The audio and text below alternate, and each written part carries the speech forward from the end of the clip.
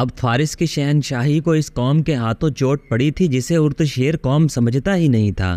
Ardashir کے لیے یہ صدمہ معمولی نہیں تھا۔ قارن بن کریاس ابھی دریائے معقل کے کنارے پر خیمہ زن تھا۔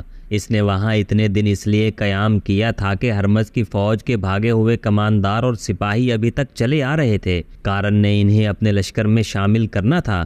ہرمز کے دونوں سالار قباز اور انوشجان اس کے ساتھ ہی تھے۔ وہ اپنی شکست کا انتقام لینے کا عہد کیے ہوئے تھے۔ ان کے کہنے پر قارن پیش قدمی میں محتاط ہو گیا تھا۔ قیام کے دوران اس کے جاسوس اسے اطلاعیں دے رہے تھے کہ مسلمانوں کی سرگرمیاں اور عزائم کیا ہیں۔ ان اطلاعوں سے اسے یقین ہو گیا تھا کہ مسلمان واپس نہیں جائیں گے بلکہ آگے آ رہے ہیں۔ خالد بن ولید رضی اللہ عنہ نے جنگ سلاسل جیتنے کے بعد کاظمہ، ابلا اور چھوٹی چھوٹی آبادیوں کے انتظامی امور اپنے ہاتھ میں لے لیے تھے۔ جب وہ ان آبادیوں میں گئے تو وہاں کے مسلمانوں نے چلا چلا کر خالد زندہ باد، اسلام زندہ باد، خلافت مدینہ زندہ باد کے نعرے لگائے۔ وہ سرسبز اور شاداب علاقہ تھا۔ عورتوں نے خالد بن ولید رضی اللہ عنہ اور اس کے محافظوں کے راستے میں پھول پھینکے۔ اس علاقے کے مسلمانوں کو بڑی لمبی مدت بعد ایرانیوں کے ظلم و ستم سے نجات ملی تھی۔ خالد، کیا تو ہماری عصمتوں کا انتقام لے گا؟ خالد رضی اللہ عنہ کو کئی عورتوں کی آوازیں سنائی دی۔ ہمارے جوان بیٹوں کے خون کا انتقام لے گا؟ یہ ایک شور تھا، للکار تھی، اور خالد رضی اللہ عنہ اس شور سے گزرتے جا رہے تھے۔ ہم واپس جانے کے لیے نہیں آئے۔ خالد رضی اللہ عنہ نے وہاں کے مسلمانوں سے کہا، ہم انتقام لینے آئے ہیں۔ مسلمانوں کے ایک وفد نے خالد رضی اللہ عنہ کو بتایا کہ اس علاقے کے غیر مسلموں پر وہ بھروسہ نہ کریں، یہ سب فارسیوں کے مددگار ہیں۔ وفد نے خالد رضی اللہ عنہ کو بتایا، مجوسیوں نے ہمیشہ ہمارے خلاف مخبری کی ہے۔ ہمارے بیٹے جب فارسی فوج کی کسی چوکی پر شب خون مارتے تھے تو مجوسی مخبری کر کے ہمارے بیٹوں کو گرفتار کرا دیتے تھے۔ تمام عیسائیوں اور یہودیوں کو گرفتار کر لو۔ خالد رضی اللہ عنہ نے حکم دیا، اور مسلمانوں میں سے جو اسلامی لشکر میں آنا چاہتے ہیں آ جائیں۔ وہ پہلے ہی مسنا بن حارثہ کے ساتھ چلے گئے ہیں۔ خالد رضی اللہ عنہ کو جواب ملا۔ فوراً ہی مجوسیوں اور دیگر غیر مسلموں کی پکڑ دھکڑ شروع ہو گئی۔ ان میں سے صرف انہیں جنگی قیدی بنایا گیا، جن کے متعلق مصدقہ شہادت مل گئی کہ انہوں نے مسلمانوں کے خلاف جنگی کارروائیاں کی تھیں یا مخبری کی تھی۔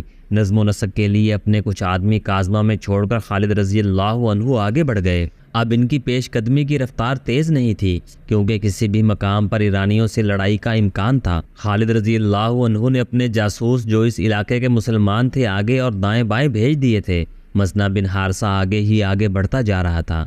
وہ دریائے معقل عبور کرنا چاہتا تھا، لیکن دور سے اسے ایرانیوں کی خیمہ گاہ نظر آئی۔ وہ بہت بڑا لشکر تھا۔ مسنا کے پاس 1500 سے کچھ زیادہ سوار تھے۔ اتنی تھوڑی تعداد سے مسنا ایرانی لشکر سے ٹکر نہیں لے سکتا تھا۔ ہمیں یہیں سے پیچھے ہٹ جانا چاہیے، مسنا کے ایک ساتھی نے کہا۔ یہ لشکر ہمیں گھیرے میں لے کر ختم کر سکتا ہے، سمجھنے کی کوشش کرو، مسنا نے کہا۔ اگر ہم پیچھے ہٹے تو فارسیوں کے حوصلے بڑھ جائیں گے۔ ہمارے سپہ سالار خالد نے کہا تھا کہ بیشتر اس کے کہ فارسیوں کے دلوں سے ہماری دہشت ختم ہو جائے۔ ہم ان پر حملے کرتے رہیں گے، ہمیں اپنی دہشت برقرار رکھنی ہے۔ میں آگ کے ان پجاریوں کی فوج کو یہ تاثر دوں گا کہ ہم اپنے لشکر کا ہر اول دستہ ہیں۔ ہم لڑنے کے لیے بھی تیار رہیں گے۔ اگر لڑنا پڑا تو ہم ان سے وہیں جنگ لڑیں گے جو ایک مدت سے لڑ رہے ہیں۔ ضرب لگاؤ اور بھاگو۔ کیا تم ایسی جنگ نہیں لڑ سکتے؟ مسنا نے ایک سوار کو بلایا اور اسے کہا، گھوڑے کو ایڑ لگاؤ۔ سپہ سالار خالد بن ولید کاظمہ یا ابلا میں ہوں گے۔ انہیں بتاؤ کہ معقل کے کنارے فارس کا ایک لشکر پڑاؤ ڈالے ہوئے ہے۔ انہیں کہنا کہ میں اس لشکر کو آگے نہیں بڑھنے دوں گا اور آپ کا جلدی پہنچنا ضروری ہے۔ خالد رضی اللہ عنہ پہلے ہی کاظمہ سے چل پڑے تھے۔ انہیں گھوڑوں اور بار بردار اونٹوں کے لیے چارے اور لشکر کے لیے کھانے پینے کے سامان کی کمی نہیں تھی۔ اس علاقے کے مسلمانوں نے ہر چیز کا بندوبست کر دیا تھا۔ خالد رضی اللہ عنہ کا راستہ کوئی اور تھا۔ وہ ابلا سے کچھ دور کھنڈروں کے قریب سے گزر رہے تھے۔ سامنے ایک گھڑ سوار بڑی تیز رفتاری سے آ رہا تھا۔ خالد رضی اللہ عنہ نے اپنے 2 محافظوں سے کہا کہ وہ آگے جا کر دیکھیں یہ کون ہے۔ محافظوں نے گھوڑوں کو ایڑ لگائی اور آنے والے سوار کو راستے میں جا لیا۔ اس سوار نے گھوڑا روکا نہیں۔ دونوں محافظوں نے اپنے گھوڑے اس کے پہلوؤں پر کر لیے اور اس کے ساتھ آئے۔ مسنا بن حارثہ کا پیغام لایا ہے، دور سے ایک محافظ نے کہا۔ فارس کا ایک تازہ دم لشکر دریائے معقل کے کنارے پڑاؤ کیے ہوئے ہیں۔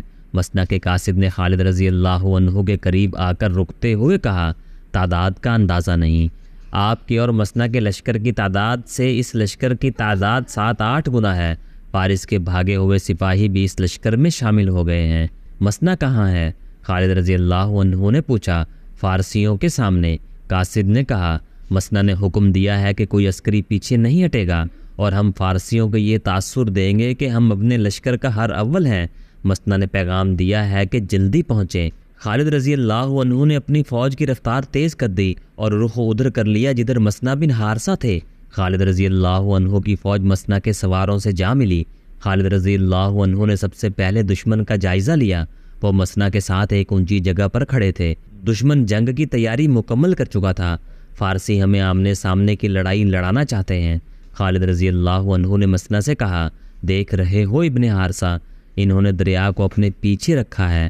یہ فارسی صرف آمنے سامنے کی لڑائی لڑ سکتے ہیں۔ مسنا نے کہا، مجھے ان کے ایک قیدی سے پتہ چلا ہے کہ ان کے 2 سالار جن کے خلاف ہم لڑے ہیں زندہ پیچھے آ گئے ہیں۔